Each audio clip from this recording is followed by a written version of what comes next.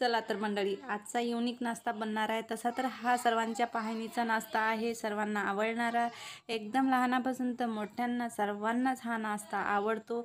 आज आपण तसाच पिझ्झा बनवणार आहे, एकदम हेल्दी मार्केट स्टाईलमध्येच बनवणार आहे.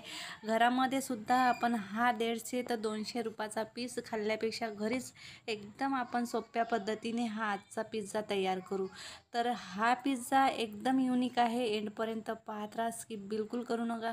सर्वांनाच आवडणारा नाश्ता आहे. तर चला वेळ न घालवता आजची आपण रेसिपी स्टार्ट करू. त्याच्या आधी नवीन असाल चॅनलला तर लाईक शेअर सबस्क्राईब करणं बिलकुल विसरू नका. तर चला फटाफट. सर्वात आधी इथं घ्यायचं आहे आपल्याला मोठं भांडं आणि इथे आपण गव्हाच्या पिठाचा वापर करणार आहे. मैद्याचा सुद्धा आपण इथं वापर करू शकता, पण आपण आज हेल्दी इथे पिझ्झा बनवणार आहे. तर मी इथे 200 ग्रॅम घेणार आहे. थोडंसं इथं पीठ काढून घेणार आहे, जर आपल्याला लागलंच तर आपण वापरू. तर इथे ईस्ट घ्यायचा आहे. इथे तुम्ही इनोचा वापर करू शकता. तर मी इथे 1 टीस्पून घेतलेला आहे मोठा इनो आणि हे चवीनुसार मीठ. आणि इथं तुपाचा आपण वापर करणार आहे. जर तूप नसेल तर इथे तेलाचा वापर करू शकता तुम्ही. आता इथे आपल्याला काही मोहन वगैरे लावायची गरज नाही. मस्त घट्ट इथं पीठ मळून घ्यायचं आहे. थोडं थोडं पाणी ॲड करायचं आणि घट्ट इथं गोळा तयार करून घ्यायचा. तर मी इथे सर्वात आधी 1 ग्लास इथे पाणी वापरणार आहे. जर आपल्याला पाण्याची गरज वाटली तर जास्तही घेऊ शकता, पण आपल्याला इथं गोळा जे आहे पिठाचा घट्ट आपल्याला इथं हवा. तर इथं पीठ मळून घ्यायचं आहे. 2-3 मिनटं लागतात मस्त इथं पीठ मळून घेण्यासाठी. हा बघा मस्त चिपचिपा गोळा इथं झालेला आहे पिठाचा. थोडंसं तूप घालायचं, 4 बाजूला लावून घ्यायचं. चिपकणार नाही याची आपल्याला काळजी घ्यायची. आणि इथे एक भांडं घ्यायचं, त्याच्यामध्ये थोडंसं तूप घालायचं, 4ही बाजूला लावून घ्यायचं. मस्त इथे फॉर्मेट होण्यासाठी आपल्याला 15 ते 20 मिनटं ठेवून द्यायचं आहे. तर तुमच्याजवळ वेळ असेल तर 1 घंटा जरी ठेवला तरी चालेल. तर चला झाकून ठेवून द्यायचं. हा मी 30 मिनटं इथे गोळा ठेवणार आहे. तोपर्यंत आपल्याला इथं एक आपल्याला बेस बनवायचा आहे, त्याच्यासाठी चटणी वापरायची आहे. इथं मी शेजवान चटणी 1 टीस्पून घेणार आहे. पिझ्झा सॉस इथे घेणार आहे 1 टीस्पून. जर कोणतीही एक चटणी जरी असेल तरी चालेल, काहीच हरकत नाही. माझ्याजवळ आहे त्याच्यामुळे मी इथे मिक्स करणार आहे. इथे 1-1 टीस्पून मी शेजवान चटणी आणि इथे सोया सॉस घालायची काही गरज नाही. इथे टमाटर सॉस घ्यायचा मस्त 1 टीस्पून. 3 इथे चटणीचा एकत्र वापर केलेला आहे आपण, शेजवान चटणी आणि इथे पिझ्झा सॉस आणि टमाटर सॉस. तर चला हे आपला झालेला आहे बेस. चला तर पीठही आपलं चांगलं इथं फॉर्मेट झालेलं आहे, पाहू शकता तुम्ही. तर आता इथे सुकं पीठ घालायचं, पटकून 2-3 मिनटं द्यायचं चांगलं. इथे आपल्याला पीठ जर चांगलं इथे पटकलं की एकदम लुसलुसीत आपला इथं गोळा तयार होतो. तर आता इथे डिवाईड करायचं आपल्याला 2-3. जर तुम्हाला जास्त बनवायचे असेल तर पोळीपेक्षा थोडासा मोठा इथं गोळा घ्यायचा. तर मी इथे 4 घेणार आहे, पण मला असं वाटलं तर मी 3च इथं पिझ्झा बनवणार. तर हा बघा मस्त इथे 3 गोळे मी तयार केलेले आहे. आता पोळी लाटून घ्यायची आहे आपल्याला. पोळी आपल्याला अशी लाटायची आहे की 1 इंच इथं राहिली पाहिजे, तेवढी मोठी आपल्याला हवी. तर हा बघा छान इथं पोळी लाटून घेतलेली आहे. डब्याच्या एखाद्या झाकणाने तुम्ही कट करू शकता, पण आपल्याला मोठ्या साईजची इथं पोळी हवी. तर आता इथे आपल्याला काय करायचं आहे, तव्यावर जर आपल्याला करायचं आहे तर इथे चम्मचने इथे डीप करायचं आहे. कारण की पोळी इथं झाली नाही पाहिजे, फुगली नाही पाहिजे, त्याची काळजी घ्यायची. जसं आपल्याला पिझ्झाचा बेस राहतो बस तशा पद्धतीचा हवा.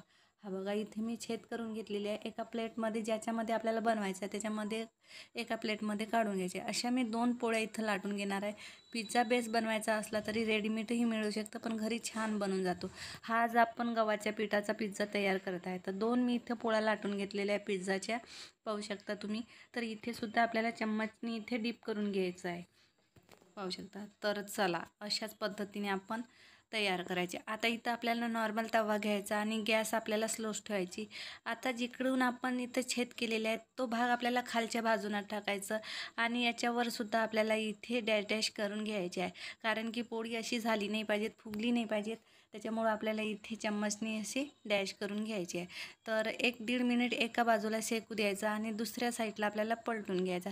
आपल्याला पोळी एवढी इथं सेक करायची काहीच गरज नाही आहे, फक्त आपल्याला कच्चं नाही राहिलं पाहिजे एवढी आपल्याला काळजी घ्यायची आहे. पाहू शकता तुम्ही, जास्त मी इथे सेकलेली नाही, थोडीफार कच्ची आणि थोडीफार सेकलेली आहे, म्हणजे 50% इथं आपलं बेस आपण तयार केलेला आहे. आता एका प्लेटमध्ये काढून घ्यायची. दुसरी पोळीसुद्धा अशाच पद्धतीने आपल्याला शेकून घ्यायची. चला तर अशाच पद्धतीने मी दुसरासुद्धा बेस अशाच पद्धतीने तयार केलेला आहे. जास्त कच्चा नाही, जास्त भाजूनही नाही घ्यायचा.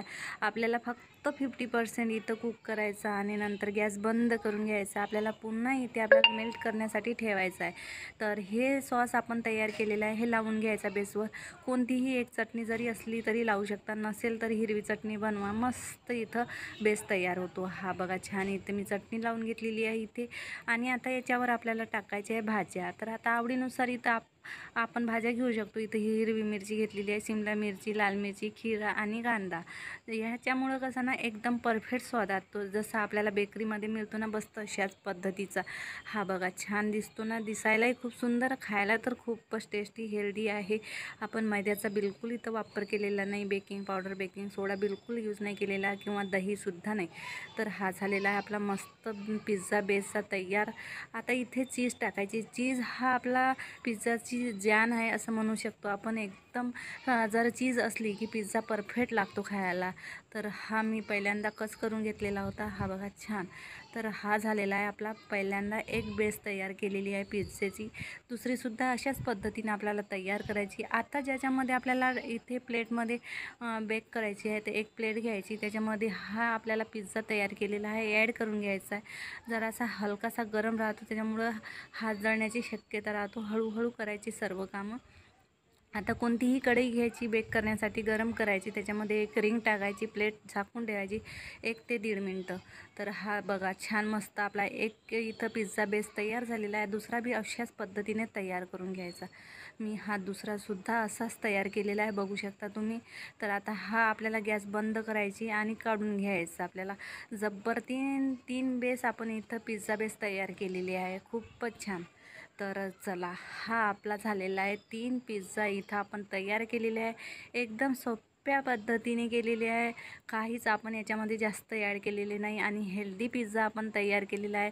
सर्वांना आवडणारा हा पिझ्झा जबरदस्त आहे ना. एकदम सोपी पद्धत पिझ्झा बनवायची, तर एक वेळा नक्की बनवून बघा तुम्हीही अशाच पद्धतीची. तर एकदम टेस्टी, हेल्दी, सर्वांना आवडणारा आजचा पिझ्झा आपण एकदम सोप्या पद्धतीने तयार केलेला आहे. कापूनसुद्धा दाखवते की एकदम आपल्याला जसा मार्केटमध्ये मिळतो तशाच पद्धतीचा. माझ्याजवळ पिझ्झा कटर नाही, त्याच्यामुळं थोडीशी मला अडचण जाते. तर बघू शकता, इकडं तिकडं झाला तरी चालेल, काहीच हरकत नाही, आपल्याच घरचा आहे. चाकूने कापल्यामुळं थोडासा अवघड गेलेला आहे. बघू शकता तुम्ही, एकदम परफेक्ट इथं बेकरी स्टाईलमध्ये पिझ्झा हेल्दी आपण बनवून तयार केलेला आहे. कशी वाटली तुम्हाला आजची पिझ्झेची रेसिपी मला नक्की कमेंटमध्ये कळवा. थोडी आवडली असेल तर लाईक, शेअर, सबस्क्राईब करणं बिलकुल विसरू नका. अशाच नवनवीन रेसिपी बघत राहा, एन्जॉय करत राहा, मेन म्हणजे खात राहा. तर भेटू मंडळी अशाच एक नवीन रेसिपीसोबत. तोपर्यंत बाय बाय.